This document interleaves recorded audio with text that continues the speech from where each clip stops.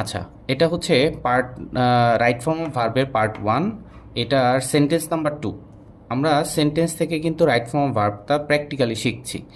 উপর অপশনগুলো আছে 4টা, এখান থেকে দেখি আমরা যে এখানে আনসারটা কি হওয়া উচিত। A student always dash to his teachers because he cannot but dash help from them in case of acquiring knowledge. এখানে কি হতে পারে আনসারটা? এখানে আনসারটা হতে পারে student always dash to his teachers. Owe হতে পারে, ও ডব্লিউ ই, ও শব্দের অর্থ কি? ঋণী থাকা। ওকে, তাহলে আর স্টুডেন্ট সাবজেক্টটা থার্ড পারসন সিঙ্গুলার নাম্বার, ভার্বের সাথে এস বাই এর যোগ হবে। তাহলে a student always, O W E S, ওজ।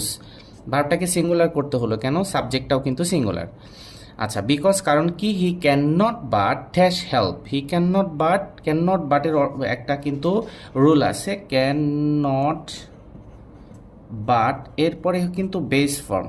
ওকে, আর ক্যান নট হেল্প এরপরে কিন্তু ভার্বের সাথে আইএনজি V4। তাহলে ক্যান নট বাট এর অর্থ হলো না করে থাকতে পারে না। He can not but take help, take TAKE, take help. Can not বাটের পরে কিন্তু বেস ফর্ম। আবার he third person singular number s বাই এর যোগ করতে হবে, এটা কিন্তু হবে না। এটা কারণ কি? এখানে অন্য একটা রুল আবার অ্যাপ্লিকেবল হলো। ঠিক আছে, ক্যান নট বাটের পরে বেস ফর্ম হয়। তো কি শিখলাম এখান থেকে?